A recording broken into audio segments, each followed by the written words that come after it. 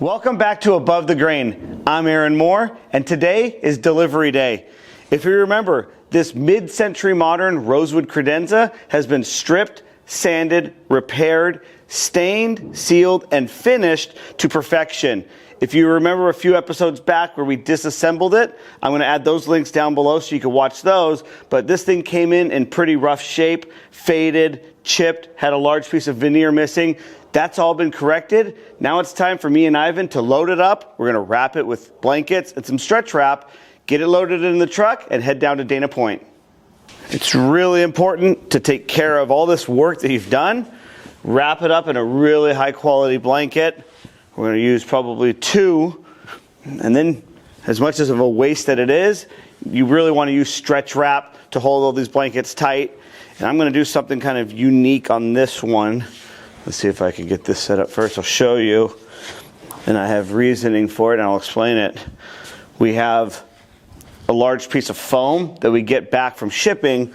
What we're going to do is I'm going to put it in place, hopefully right here on this lip.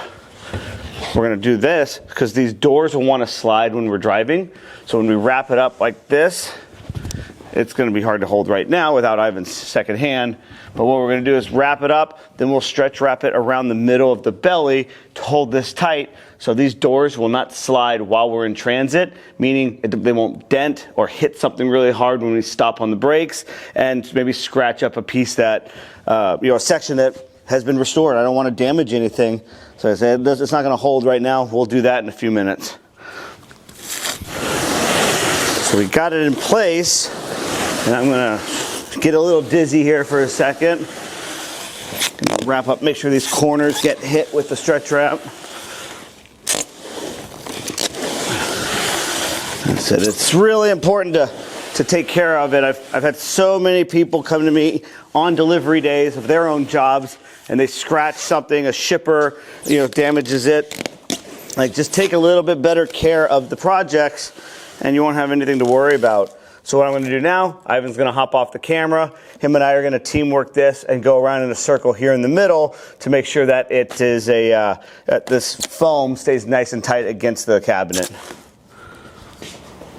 Okay, see everybody, Ivan does exist. He is here. The camera's sitting on a tripod. So what we're going to do is just wrap it around the center of this. It's just quicker to do this with 2 people. Let's see, there it is. We're just going to wrap it, 3 or 4 times.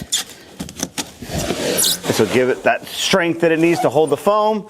And we know going all the way down to Dana Point, it's going to be safe. I'll rip it off right here, and I think we'll be fine. There it is. Actually, you pull it and peel it off right here. Right here. You're good. There it is. So we already have the blankets in the truck. We just need to pick this up, throw it in, and get on the road. That Rosewood Credenza is loaded in the truck, ready to go. And we're going to do something different today. We're going to jump in the truck with the camera. I'm going to answer a few questions while driving. It'll be like a roadside Q&A. So let's get going. All right, now we're on the roadside Q&A. First question I see right now is random question. Specific brand of wood glue you recommend for quick DIY repairs? Well, like I said, there's a few different options depending what you're trying to repair. Your go-to is just your typical CA or super glue. That works really well for loose veneers, quick little repairs. You could purchase that from Wood Repair Products using the code MORE5OFF. You get 5% off at checkout. They sell all the different thicknesses from thin, medium to the thickest gel. They work well. You could buy any other brand too, but that's who I prefer to use. And then you have your typical, yellow glue, wood glue. You could buy a Tight Bond from Home Depot or Lowe's. That's a great product. Used it for years. But like you've heard on the channel and on Instagram, I really do like that Boss Dog glue. It's a smaller business. They're really growing, but I like the way that they've formulated their glues because some of them dry in browns and like a light tan color, not the typical yellowish orange color that they are left up from Tight Bond, which is really nice when you're working on just say a darker piece of wood. If you have a little bit of glue sitting around and drying, it's gonna kind of blend right in, feel like darken up. It's really perfect for that. So those are the types of glues that we usually will use in the shop. Next question, this one's a little trickier. How to get Sharpie off a Danish teak piece of furniture? Well, a lot of it depends. Did they put the Sharpie on top of lacquered finish, or is it on top of just plain oil? If it's oil, it's more than likely that it's gonna soak into the grain, and you may get lucky with stripping it with the methylene chloride stripper and starting from scratch. If it's still somewhat in the grain, you may be able to steam it out with the water and the iron. That may be able to get some of that ink up. If you have it on top of lacquer, there's no easy fix, but what you do is you get the wax and grease remover from Mohawk called Wax Wash. Use that with a little bit of steel wool, probably the 4-0 or 4-odd. You may be able to scrub it clean, get it back to, I guess, clean, and then you could go back and either re-oil the piece, reseal it, and re-clear coat it, depending on what your operation is set up for. Like, that's where I would start with. We don't see Sharpie that often. We do see crayons and markers from kids writing and things like that, but Sharpie is not as common. So, if you do have this issue, reach out to me. Let me know if it works down below. I'd love to hear your story. It's perfect right now because we're sitting at one of the police stop the freeway for cleaning up. So we got another question: when to use a scraper and when to sand? Well, we know when to sand is when we strip, but I have never used a scraper in 20 years. It's just, I don't find it safe. It does work. You could carefully do it, and if you've been doing refinishing for a long time, you may get lucky and not damage the veneer or the solid hardwood that's underneath. But I go, the stripper, yes, you're dealing with chemicals, but if you're wearing the proper PPE, you have nothing to worry about. Like, just wear mask, goggles, gloves, like that should be fine. And at that point you're not going to ruin the substrate or the veneer of a piece of furniture. As with, if you had a scraper and you pull it wrong, if it has a little dent or a little ding in it, it may leave a scratch mark in it. It's possible if you don't maintain that tool. It is likely, if I did purchase a scraper and test it out in my shop, we probably would not damage anything. We've been doing it long enough. We know all the little tricks of working slow. We have scraped things at times with a chisel, which is similar. We scrape little areas at times for that. A lot of ones, if you didn't know, if you were to refinish a piano, like a baby grand, you have to actually scrape off the soundboard. You cannot use the stripper on that because some of that chemicals will get into the wood itself and dampen the sound of the piano. Kind of a fun fact on that. So like I said, we have scraped things in the past. It's just not our go-to. We use the Benco, the B4, and the B7. That's the go-to to remove all types of finish. And then we get into the repairs, filling, steaming, all of that in the next steps after the stripping process. Okay, next question. What are common newbie mistakes? This is a really easy one. Purchase a copy of my refinishing guide, Revive and Refine. That is going to get you to 240 pages of a refinishing book that's start to finish. You have disassembly, stripping, sanding, repairs, gluing, staining, paint ratios. There is no way you could screw up your refinish if you purchase this book and follow it to the T. We get messages on Instagram and here on YouTube all the time of people who purchase the book and then send me pictures of the product that, the first piece they do after reading the book, praising that this is the best piece they've ever restored. They are grateful that this book is out here and they wish that the world knew about this book. So I wanted to pitch that to you all right now. Order a copy of that book. Use the code FREESHIPPINGUSA and you'll save $15 off your order, which will get you free shipping. So do that and let me know. I want to see the product that you do. Send me pictures of the next piece that you restore. I hope you enjoyed the Roadside Q&A on that delivery. If you have any questions, leave them down in the comments below and maybe it'll be one of the next ones that we answer. We just got back to the shop and I wanted to give you the answer to this table from yesterday. Remember, it took us about a month, 6 weeks. I posted it all over the internet. No one knew who this was. I came in, I had the customer come in, they dropped it off, and let me show you, come on in a little bit closer. inside you could see these legs. They're this is like a 20 ply, 18 ply plywood. I saw the legs and knew who the designer was, or at least the manufacturer, because we have this dressers and nightstands that we've done work on over the years, and they're a real pain to work on. This plywood is really sensitive. It is a company called Glen of California, and I believe it was a Richard Thompson was the designer of this table, which that I didn't know, but I knew this table was Glen of California. As soon as I saw these legs, Google searched it. The last one of these sold on First Dibs for around $8,500. So Morgan really got a great table. Now we just have to figure out what this stain was and what we have to do to sand it out, steam it out. I don't know. Hopefully it's just surface level. We just could do a little sanding and get rid of it, and it might be pretty easy. We'll see. We'll get on it right now.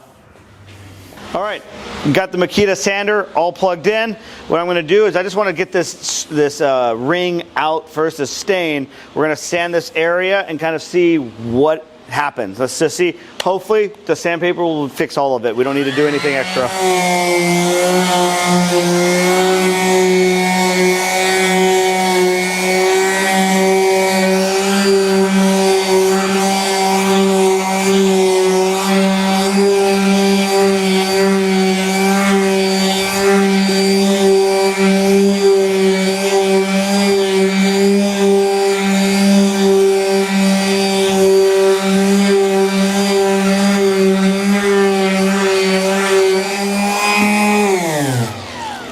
I think we just about got it.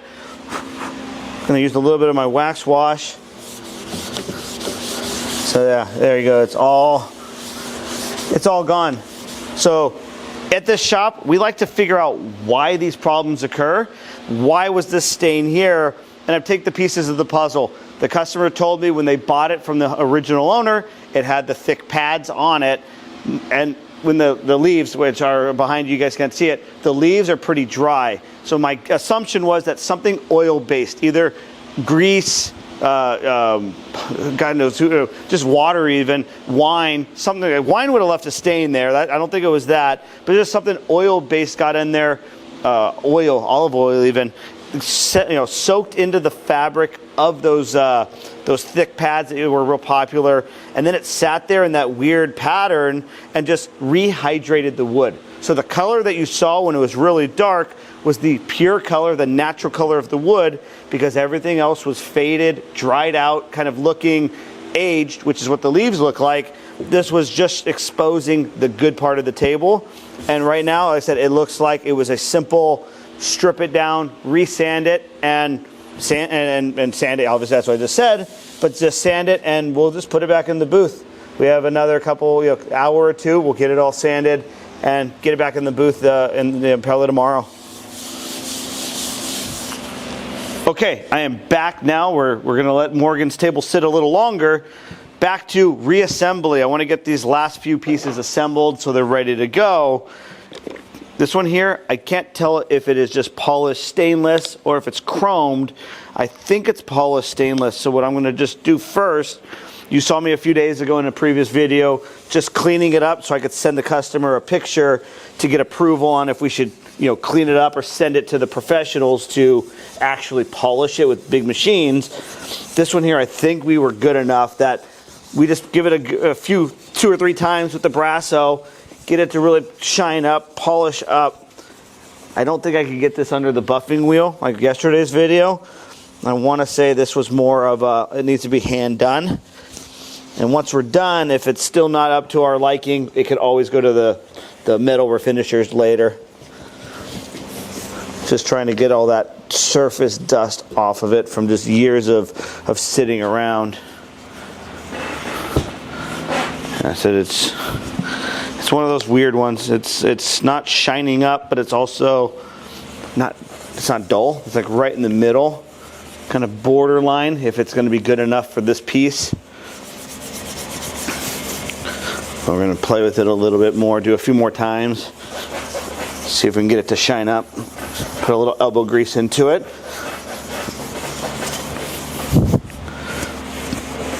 We got it all cleaned up. I just finished polishing the screws, getting them all you know, clean and shiny, got all the rust off of them. Now I just have to sit here and line this up, get a couple screws in and get it started. So we'll do, there we go, let's see. There it is. We'll get this going, we'll put it down, and then we could start cleaning up the hardware for the doors and get the door hardware back on next. We are back and we are finished with this Antoine Philippon Credenza, is what I'm going to call it. It's a little two-door, about 48 inches. Now it's been fully restored. We polished up all the hardware, cleaned it. As you remember, we refinished inside the piece as well, backs of the doors, everything inside is looking clean. The contrast, I love this, like the maple on the inside versus the mahogany on the exterior. Really just, it stands out and it pops. Chrome on the bottom, cleaned up pretty well. Still a little bit of pitting on some areas, but those were the backside. So hopefully that we're good on that. But as I said, this one's ready to go. It's going to be shown in a gallery out in Laguna Beach, you know, in the near future. It may be in one of the exhibits that we're part of, where we they stage these beautiful historic homes. That's a that may be in the plan for the near future with this one. Stay tuned to future episodes. I know we have to make a visit out to a Richard Neutra house out in Beverly Hills. It is iconic, has 90% of it is pieces that we have restored here. Ivan and I, we're really proud of being part of that as well. So stay tuned for that. We're going to make a trip out there in the next week or so, hopefully. So we're going to get it wiped down, covered up, and we'll get it back to the customer soon. I know you're just as invested in this as I am. I wanted to show you this chair, the Antoine Philippon chair. This beauty, I think it goes for around $20,000 for it.